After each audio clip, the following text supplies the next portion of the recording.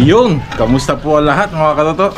So, ngayon ay araw ng Martes. So ito mga katoto, tignan natin mga gumagawa sa taas.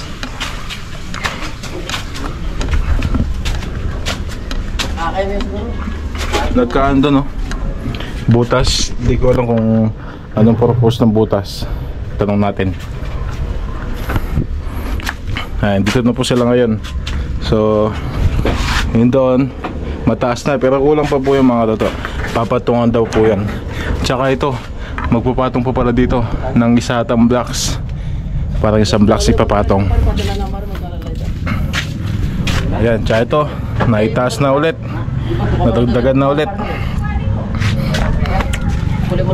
Iba to yaro na tayo. Ayun, Malboro.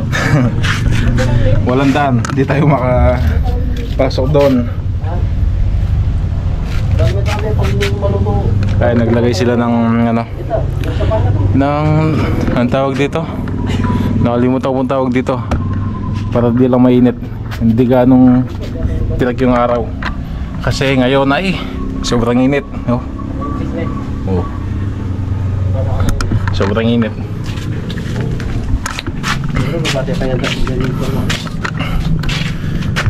Nako Marlon, happy na eh. Mas kiting gradas. Di ba naman kain? Hindi, wala akong kirang balas. Wala ako balas. Patungan pala ng ano ba? Ay manabo ko niyan. Lako mo lang yan. Bababing hollow blocks.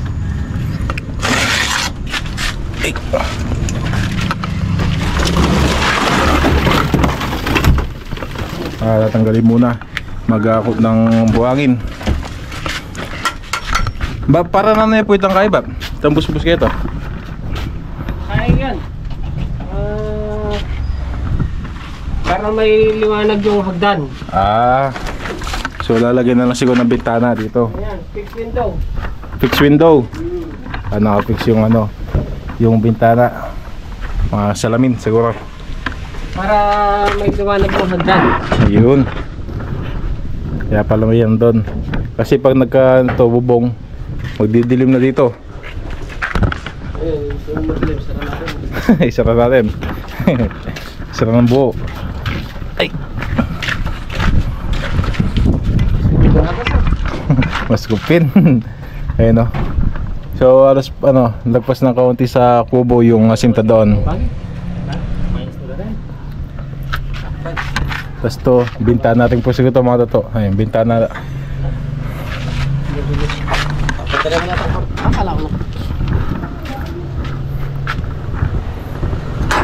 Tapos mag-akot ng buhangin.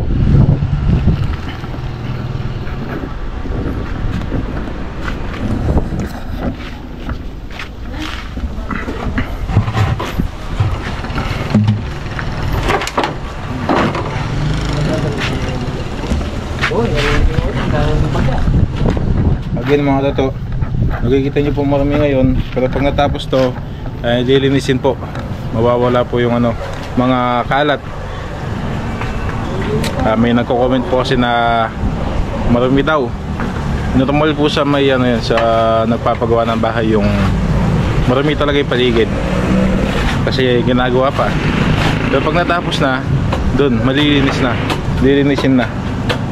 Ngayon sa bahay ko, nakita nyo po, madumi din ngayon. Dahil yung ibang gamit na kubo ay nilagay sa loob ng bahay. Kasi wala nang may lalagyan. Hindi lang pwede sa labas lang. Baka umulan, magbabasa yung mga ano, yung lagay ng bigas. Yung lagay ng bigas kasi nandun sa loob eh. So ito mga daltas, ito maglalagay ulit ng poste dito. Ang poste.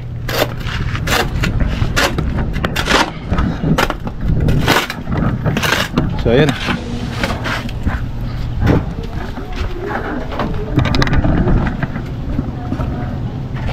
Tignan natin sa loob. Ay, hindi tayo makapasok.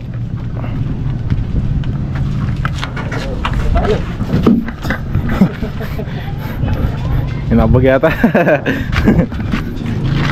Hinabag. Sinetara mo. Wah, sudah drama. Ay, so magluluto na tayo. Ang ulam natin ngayon ay sarsyadong tilapia. Ay si Lola ay nag-start na mag-trito ng tilapia.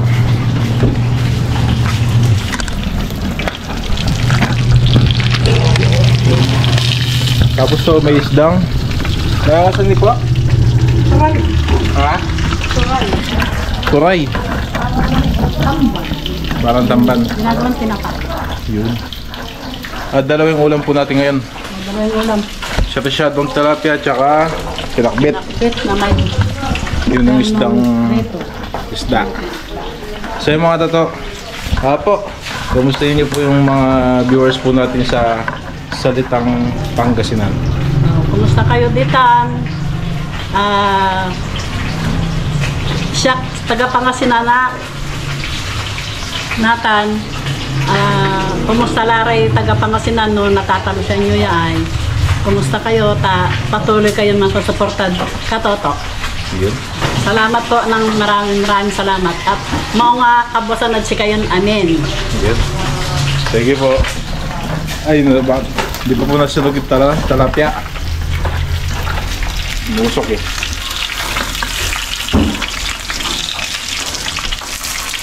Pwede na siguro ni po. Pwede na po yun. Yan.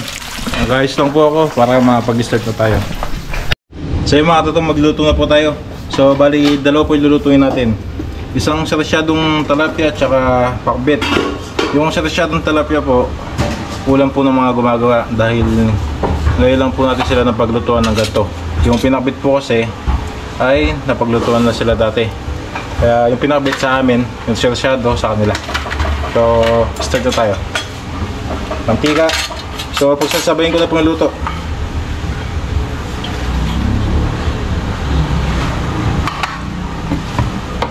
Baw sibuyas. Bawang para sa sarsyado. Sa kabila, pinakbit.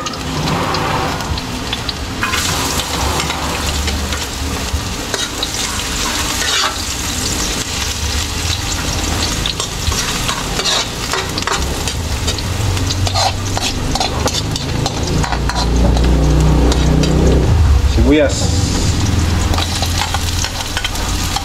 Kabila sibuyas.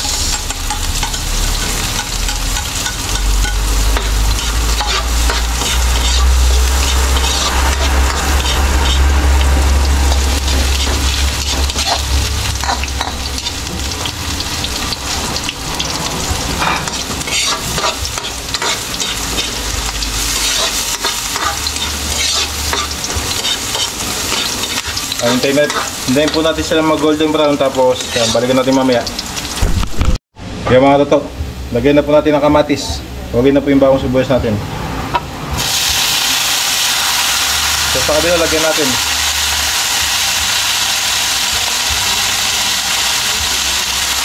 Ganun lang, huwag na yun.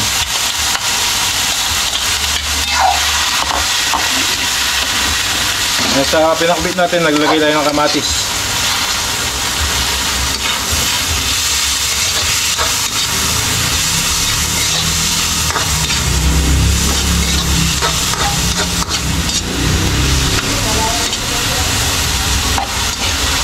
Lagay tayo konting tubig sa pinakbit. Okay.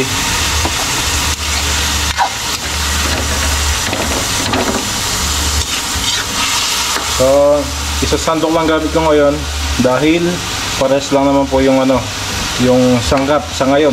Pero mamaya po magkahit ng sandok na itong gagamitin natin.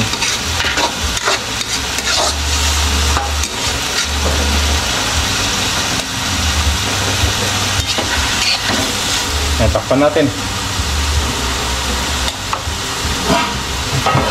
Hintayin po natin maluto yung kamatis, tapos mamaya timplahan na natin.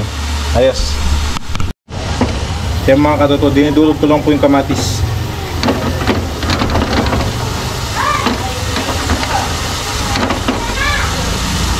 Sa kabila na po tayo. Sa pakbit, lagay na po natin yung gulay. So nandito na po lahat yung gulay natin. Yung sitaw, okra, sitaw, okra, kalabasa, apalaya, tsaka talong.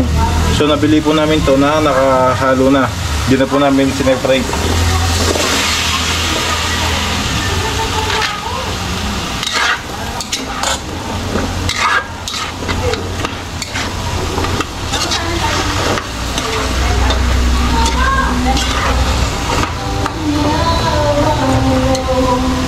Mag-add po tayong tubig doon sa pinakbit para mabilis lumambot yung gulay natin. Kaunti tubig lang po. Tapos takpan natin. Yan, dito tayo sa prasyado.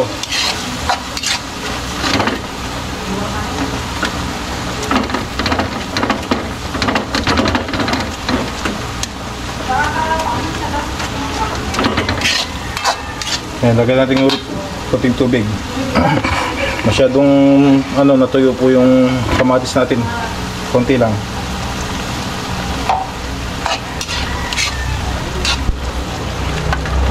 Natimpla natin. Asin. Lagyan natin asin. Uy, paubos yung asin natin Yan asin. Okay na po yung kasi yung isda natin ay may asin na. Tapos paminta, kuha tayo sa tindahan. Kuha lang po ako ng paminta.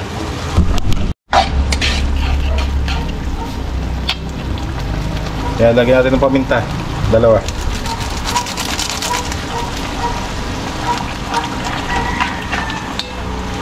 Tapos itlog. Lagay na po natin.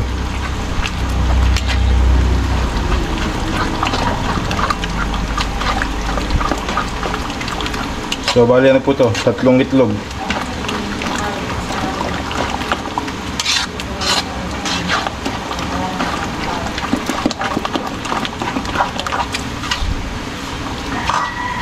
Yan, naging puti.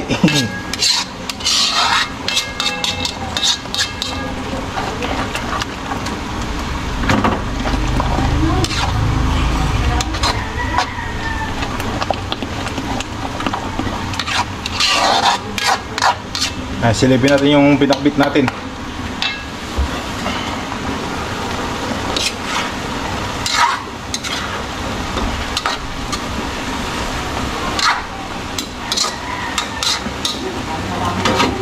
Matigas pa yung mga gulay.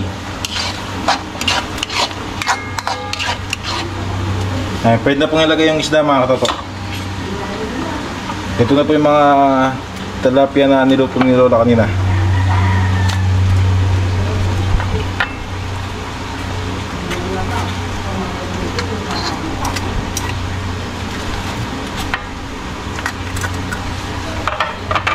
Patayin na po natin yung apoy. So okay na po ito.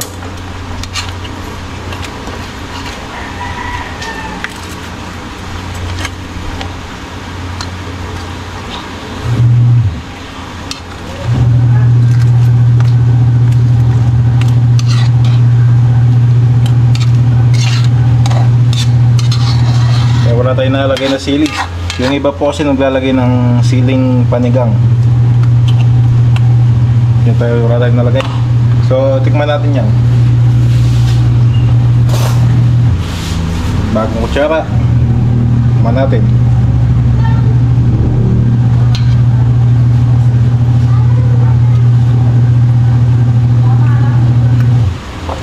Isa pa.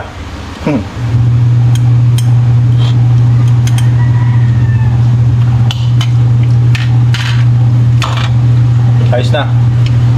Sakto-sakto yung lasa. Hindi ganong maalat. At hindi ganong maasim. Kasi yung kamatis po maasim. Ito sakto lang. Okay na to. So lipat natin dito para sa pinakbit makita nyo po mga katoto. Ayos. So yung mga katoto, itong pinakbit natin, titiplan na din po natin. Ayan na. Ito po pala yan, partner. Isda.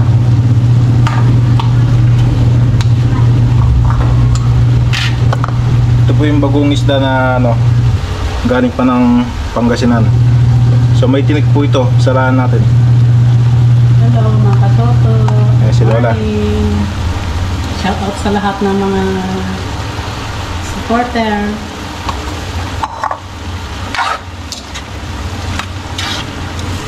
Uy, amoy na amoy agad. Bagong isda. Tapos lagyan lang po natin ng kaunti lang na ano, asukal para mag-balance lang.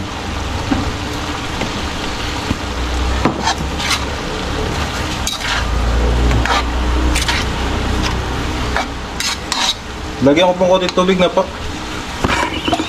Na po. Konti sabaw. Masyadong tuyo.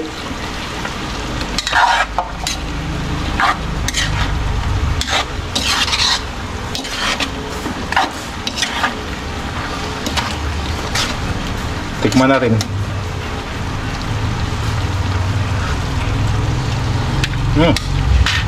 Ayos na. Yung gulay malambot na din po. So, okay na to.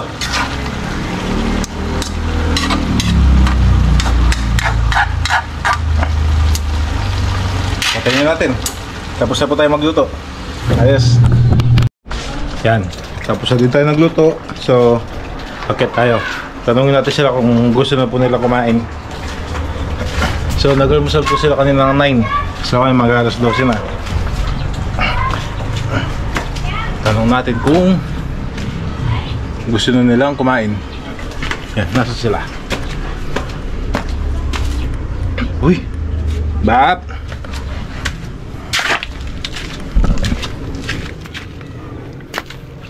Bap! Ay, wala. Ay, wala. Saan? Wala yung mga gumagawa. Bap! Umuwi yata. Hindi nagpaalam. Hindi namin alam.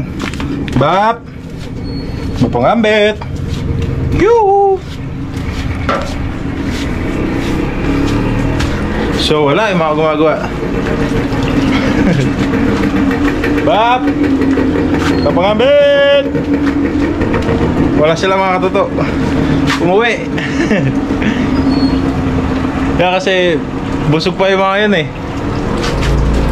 Ano lang yan, yung niluto natin ay hatid na lang natin sa kanila. Uy, atas damit ko. Yan, hatid natin sa kanila.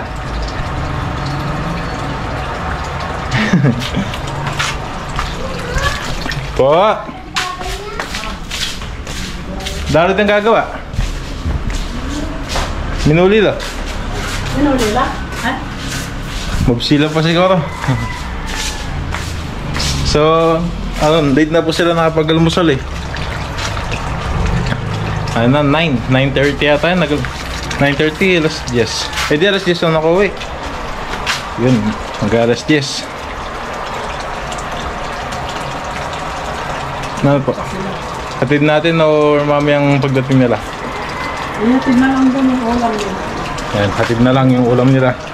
Yan, dito lang naman po sa, ano, sa likod yung bahay nila. Diyan lang po. So yung mga tato, yan, hatid na po natin yung ulam nila. So, ito na lang daw ano, pinakbit dahil marami din. Yan po yung ulam nila. Yung sarsyado, mamaya kung gusto nila, mamaya pagdating. So ito, hatid natin yung mga katato. So di ko na po kayo maisasama dahil hindi ko mahawakan tong camera. Masyadong malaki yung ano, yung hawakan. Okay mga katato, hatid ko lang po ito. So kita-kits mamaya pagdating po nila. Ayos. Yung mga katato, naihatid na po natin yung mga ulam nila. So yun, dito sila makakain agad kasi busog pa sila yung almusal kanina. So mamaya daw po kainin. So yun, tulad po kung sinabi ko kanina, hintayin natin silang dumating ulit at pagkita ko po sa inyo yung ginagawa nila sa taas. Yeah, so nandito na po yung gumagawa. Yan, nag-aakit sila ng blocks. Hindi mangyari kang kaibab, Kumarlon. So Kumarlon So wala si Kuya Marlon ngayon. Masama tayo pagkarandam. Eh, yung anak niya nandito.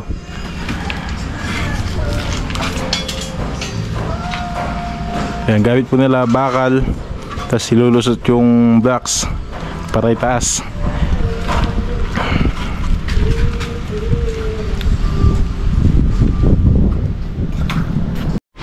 Yan, tignan natin yung mga gumagawa.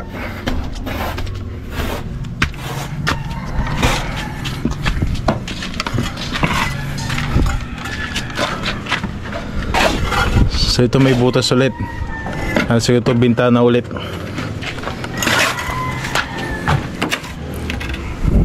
Awang yan ni Bap? Wow. Bintana nga ulit hindi to.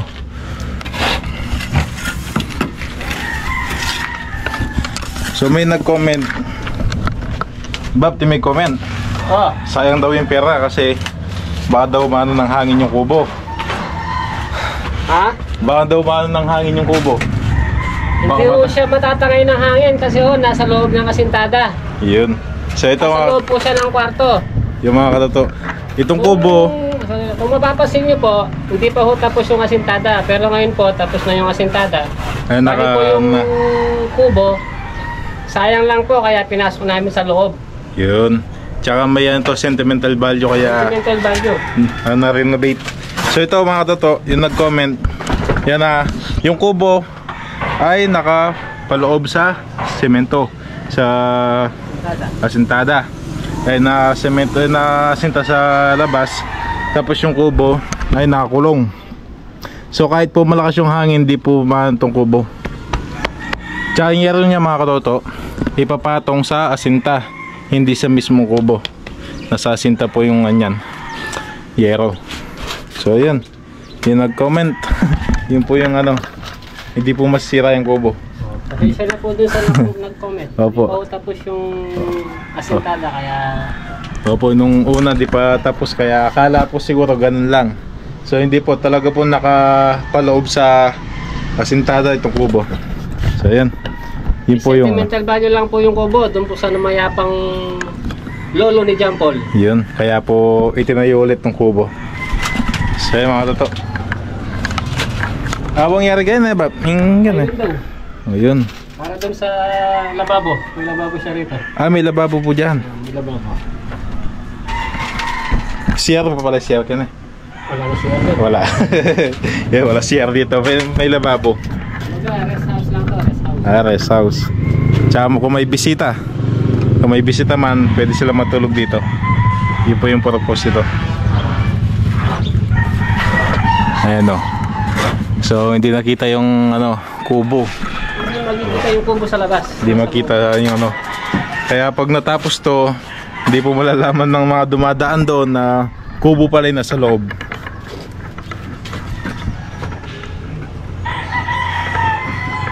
So bali lang patong to 1, 2, 3, 4, 5, 6, 7. Itong patong dito 8, 9, 10, 11, 12 bali papatungan pa po ito no, Papambet. Biga. Ah, biga na dito, biga. Yung biga na pala sa taas. Yun. Yung patungan mismo ng yero. It's biga na. Sabagay sa kabila nakabiga. Nabuhusan ng biga sa kabila. Rock beam. Rock bin. Rock beam na siya. Ayun. Para sa buhay. Para mas maantay, matibay. So ito ulit. So, papaliwanag ko lang po ulit. Papalitan po ulit tong ano, yung sahig ng kubo. Ayusin. You know? Maganda yung panahon. So bali 2 araw na pong ano, nakalitaw yung araw, hindi umuulan. 2 days na po, 2 days. Okay.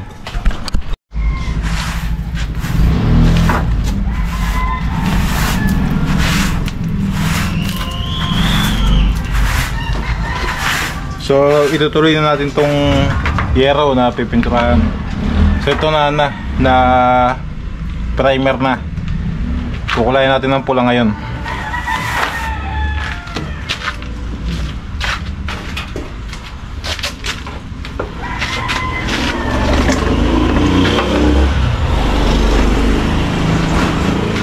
Hirap. Wala natin ng pwersa. Oops. Kailangan kahoy. Ito.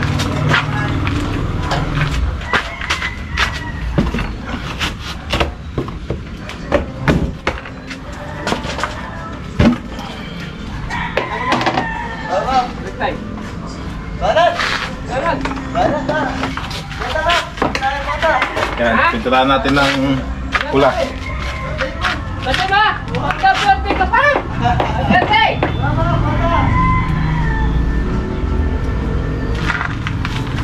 Inaano ko lang yung roller kasi masyadong marami yung laman. Yan. Pinapatuyo ko na kaunti.